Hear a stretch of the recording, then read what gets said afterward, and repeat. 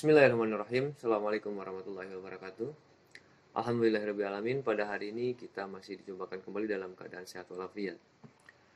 Pada hari ini kita akan mengkaji bersama terkait prinsip-prinsip pembelajaran.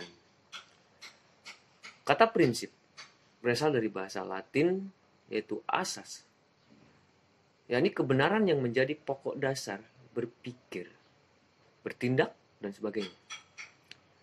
Artinya bahwa suatu kebenaran yang menjadi pokok dasar berpikir tersebut merupakan konsep utama yang perlu kita miliki sebagai individu ataupun manusia.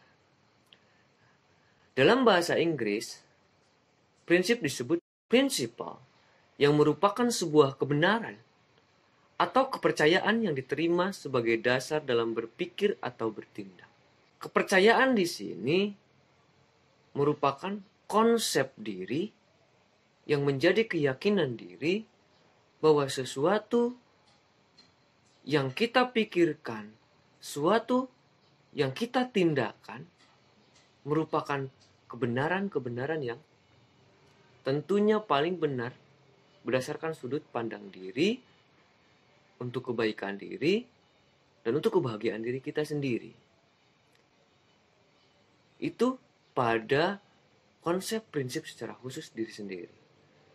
Namun selainnya kita sebagai manusia, bahwa yang dinyatakan sebagai prinsip suatu kebenaran, suatu kepercayaan pada diri,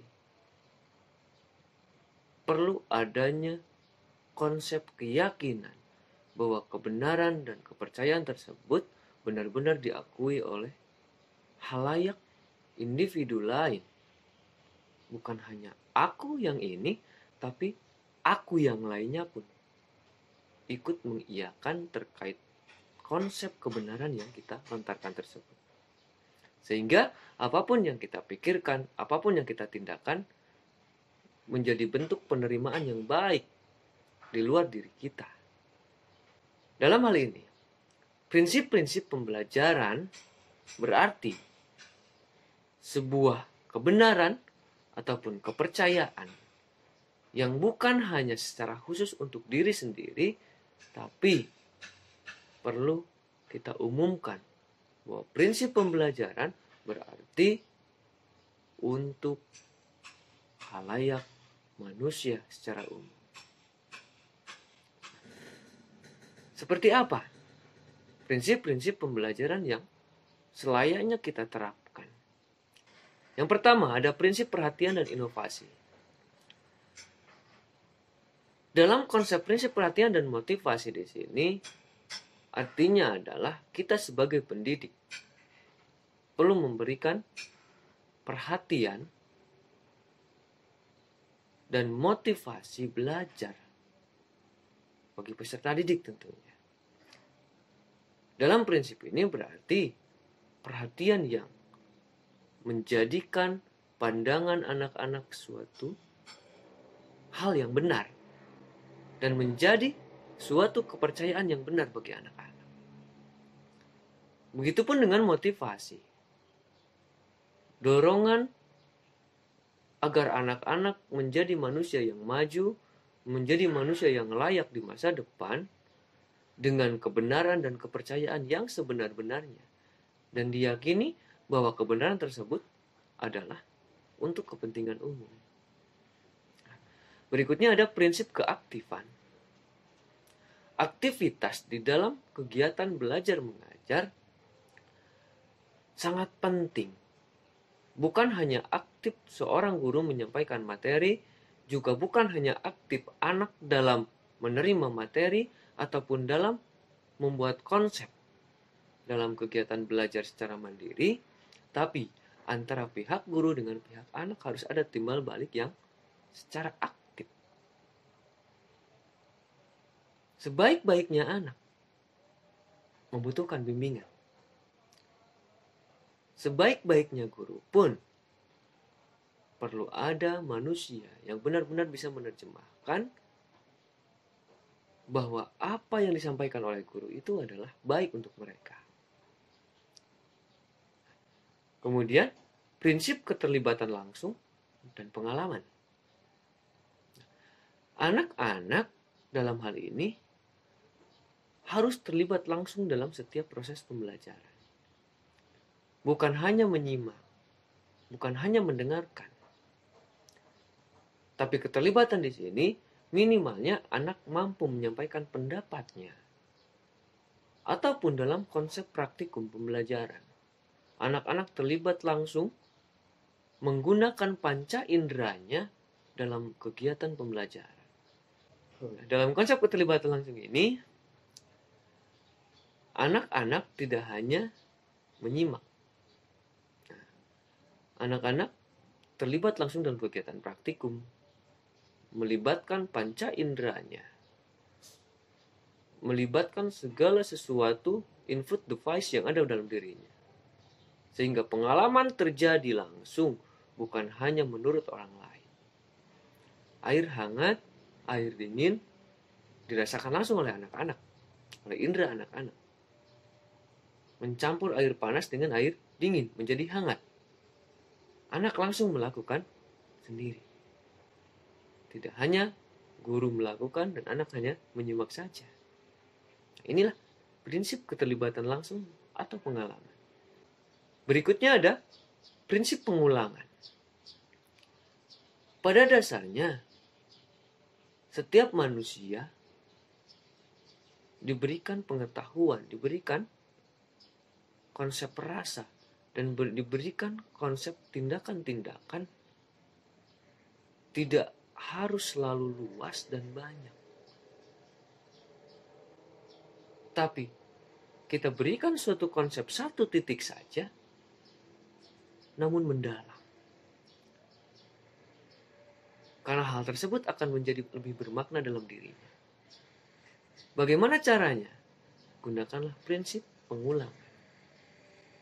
Karena walau bagaimanapun, ketika sesuatu hal tidak diulang, maka apalagi jika tidak digunakan dalam kehidupannya, secara otomatis otak kita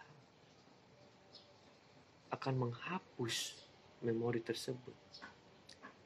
Ataupun akan tertutupi dengan pengalaman-pengalaman yang lebih intens dilakukan oleh dirinya. Dengan prinsip pengulangan ini, maka anak-anak proses belajar akan semakin mengingat, akan semakin mendalam, dan akan semakin memaknai. Dan selanjutnya akan menaturalisasikan apapun kegiatan-kegiatan dalam dirinya. Berikutnya ada prinsip tantangan. Dalam kegiatan belajar, anak-anak tidak hanya diberikan sesuatu hal yang mudah dipahami oleh mereka.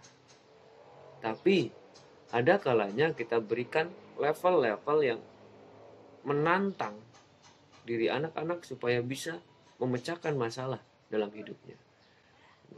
Prinsip tantangan ini pun anak-anak akan termotivasi untuk percaya diri, untuk berani, bertanggung jawab.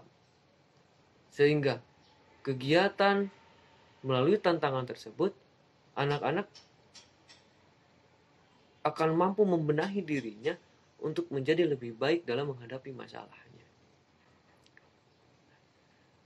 Berikutnya, prinsip balikan dan penguatan. Dalam prinsip balikan dan penguatan ini, artinya ketika kita selesai menyampaikan materi, maksudnya kita seorang guru menyampaikan materi kepada anak-anak. Tadi ada prinsip pengulangan. Dalam hal ini bukan hanya prinsip pengulangannya kita terapkan, tapi ada prinsip penguatannya juga. Melalui contoh, tidak hanya penyimpulan saja. Langsung memberikan realita kehidupan, pengalaman langsung kepada anak-anak. Agar anak-anak tidak hanya membuat konsep sendiri, tapi secara real. Anak menyaksikan.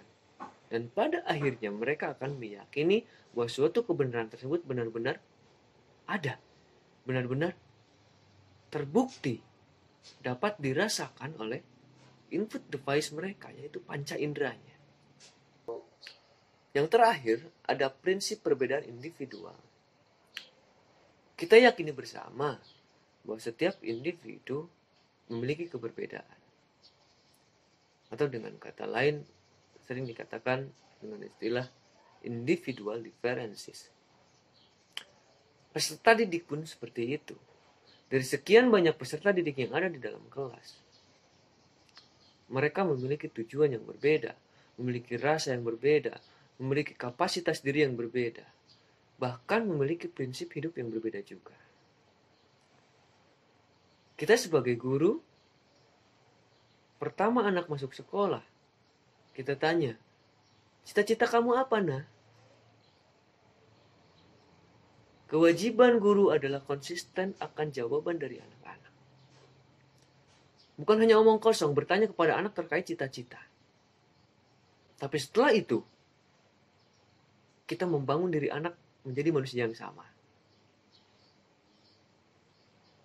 Jangan seperti itu. Tapi dengan konsistennya kita bertanya kepada anak-anak, ketika cita-cita yang satu ingin menjadi seorang guru, dokter, polisi, tentara, pilot, astronot, dan lain sebagainya. Maka dalam kegiatan pembelajaran pun kita menerapkan prinsip itu, yaitu prinsip perbedaan individu.